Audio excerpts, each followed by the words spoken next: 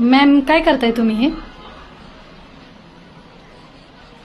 हे ना आपल्या एका ताईंची ऑर्डर आहे, ज्यांचं मूनस्टोनचं पेंडंट आहे आणि त्याचबरोबर हा ब्रेसलेट आहे. ही ताईंची ऑर्डर आहे बेळगाव कर्नाटकावरची. तर त्या ताईंचं जे ब्रेसलेट आहे ना त्याला आणि त्याचबरोबर त्यांच्या मुलीसाठी पेंडंट आहे ते आपण हील करतो.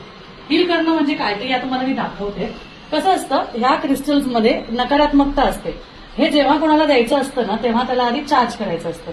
तर चार्ज करण्यासाठी म्हणजे ऍक्टिव्हेशन देण्यासाठी किंवा त्यांनी काम करावं म्हणून त्याला सांगावं लागतं. आता मी हे सांगणार आहे नंतर, आता व्हिडिओमध्ये तुम्हाला दाखवते. त्यानंतर हे सेज असतं, ह्यानी त्याला हे द्यायला लागतं की तू नक्की काय करायचं आहे, तुला काय करण्याची गरज आहे, तुझ्या ब्रेसलेटला तू ज्यांच्याकडे जाणार आहे तू काय त्यांना करणार आहे, तू काय उद्देशाने त्यांच्याकडे जात आहे असं सांगून या ब्रेसलेटला आपल्याला चार्ज करायचं असतं.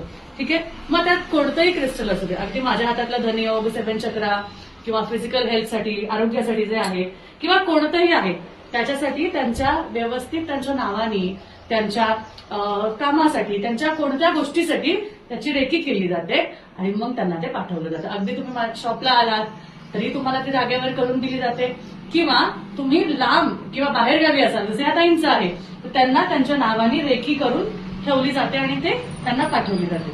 मग अगदी आपण पूर्ण भारतभरात, भारताच्या बाहेर, पुण्यात, महाराष्ट्रात सगळीकडे पाठवतो. फक्त क्रिस्टल्सनी त्यांचं काम त्यांच्यासाठी करावं त्याची ही प्रोसेस आहे, ज्याला सेजच्या धुरीनी, सेजची धुरी जी क्रिस्टल्सला क्लीन करण्यासाठी खूप पवित्र मानली जाते, खूप म्हणजे खूप पवित्र मानली जाते. त्यामुळे याने ते नक्कीच क्लिन्झ होतं आणि हे तुमच्यासाठी काम करतं. आलं लक्षात? हो.